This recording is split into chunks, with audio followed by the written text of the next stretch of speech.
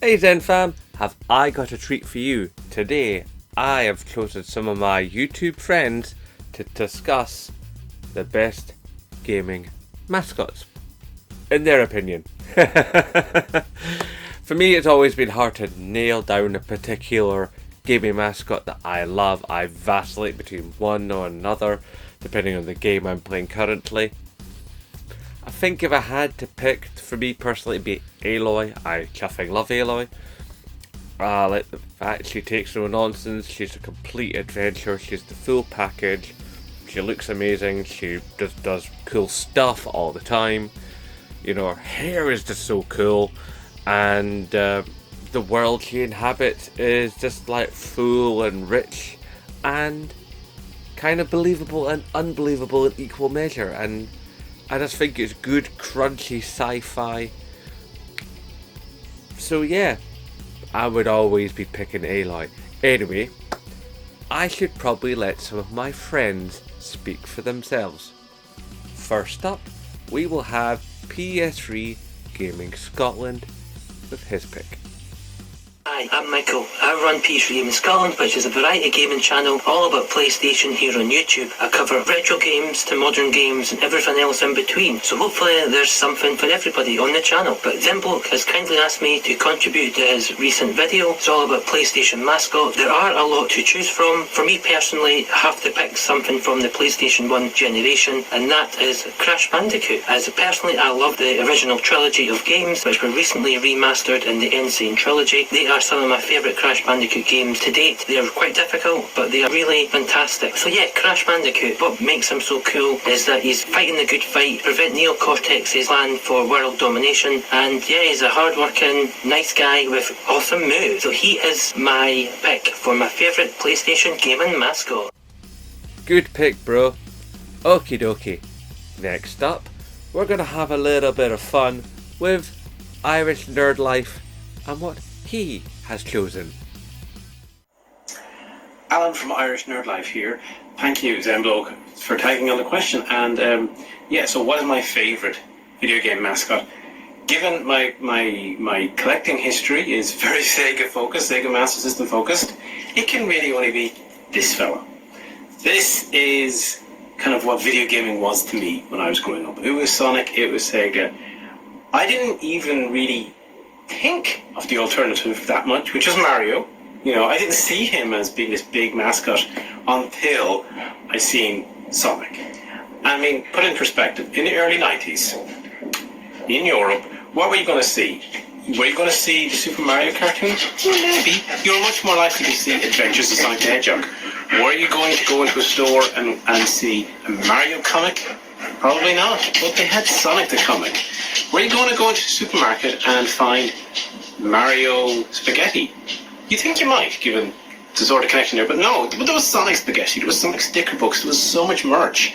And I actually didn't see any of that for Mario. And so this guy, I think he was just the perfect fit for the time, you know, the kind of Attitude Era. You had the Turtles, late 80s, and Simpsons, Bart Simpson, and Sonic just worked. And behind it all, of course, it was just good games. Like, whether it's the Master System, the Mega Drive, the 8 and 16-bit era, these were good games. They felt different, fresh.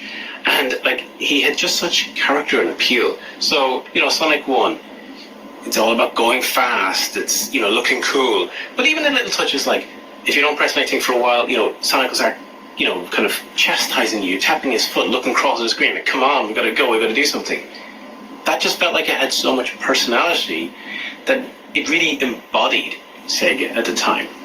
And I think it's the type of thing that enabled Sega to really build up their own brand beyond, oh, we port arcades. No, there was a home presence. There was this kind of character that symbolized the difference.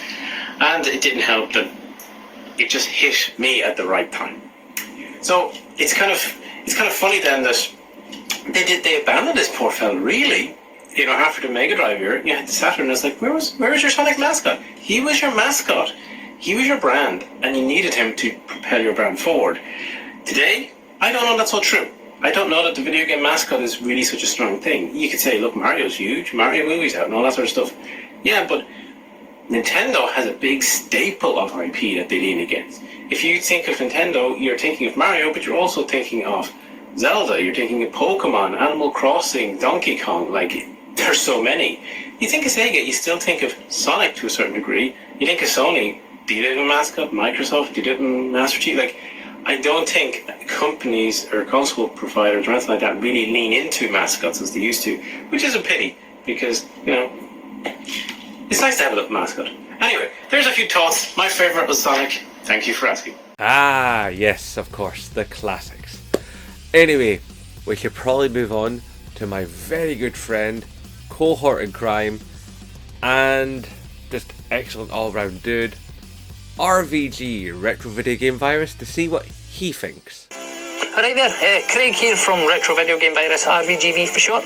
Right, see, when it comes to talking about retro gaming mascots, most folk will just embarrass themselves and by parroting the usual Sonic and Mario and Donkey Kong and Link and even Pikachu from the Pokemon series. But here's the thing, see back in the day in Britain, that wasn't our retro gaming mascot. I mean, we had our own retro gamer mascots, and they were all homegrown and uniquely British. I mean, it was the likes of Horace and Willie from Jet Set Willie and the Manic Miner games, and of course Dizzy. I mean, Dizzy is my most cherished, personal favourite gamer mascot of all time. Anybody that knows me knows that I've played every single one of his Dizzy games as they come out as a bairn. So I grew up with him, and every one of his games was just magical. The nostalgic childhood gaming memories I've got from him is just pure gold.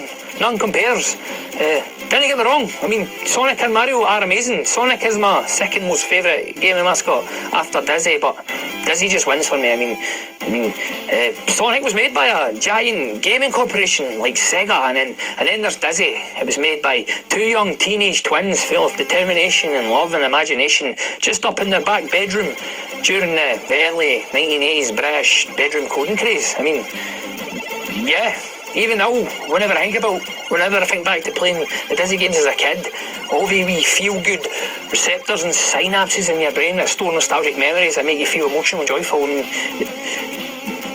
they light up like Christmas trees.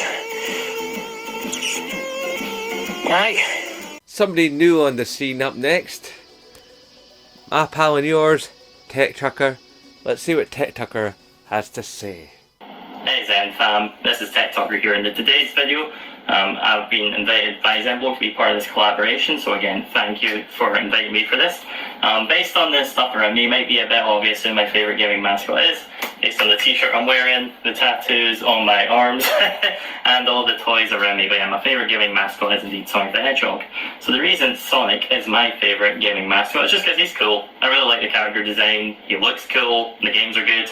Well, for the most part. My favourite Sonic game of all time, Sonic Adventure 2, a game that holds a lot of important memories to me. Grew up with it, loved the Chow Garden. During the COVID lockdowns, that game really helped me as well, as I went for all A rank, got all the achievements on Steam. That was quite the undertaking. It took me approximately 90 hours. But yeah, as I say, just love Sonic, love the merchandise, love the character, really enjoyed the movies. He's a character that's been with me, for more or less my entire life, and will continue to be, with me throughout my entire life. Another fun fact as well, the first ever teddy my son had, when he was born, I bought him a Sonic toy. So yeah, terrible I know, but I can't help myself. That's it. But yeah, as I say, thanks for letting me be part of this video, and on to the next. And of course, the gentleman that inspired this video, that told me that this would be a good idea. Ladies and gentlemen of the Zen fam, I present to you the one, the only, Generation Pixel.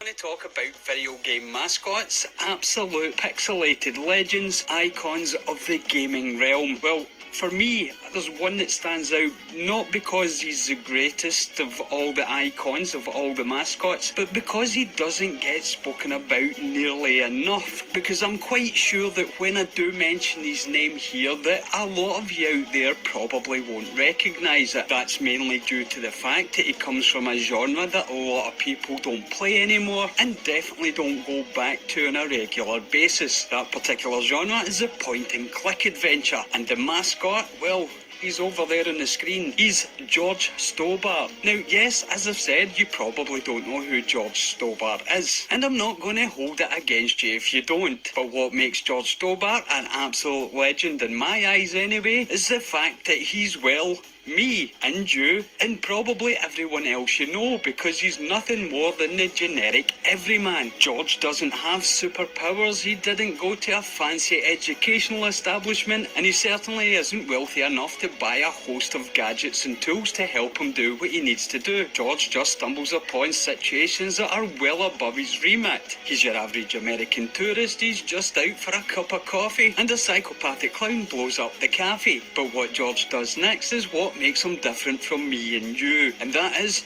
well, he decides to investigate the goings-on and is quite happy to plunge headfirst into a case to discover this Templar conspiracy. But even this is just one game, and one game can't make a video game icon. Yes, he's a humble American tourist, and yes, he will plunge headfirst into danger just to solve the mystery at hand.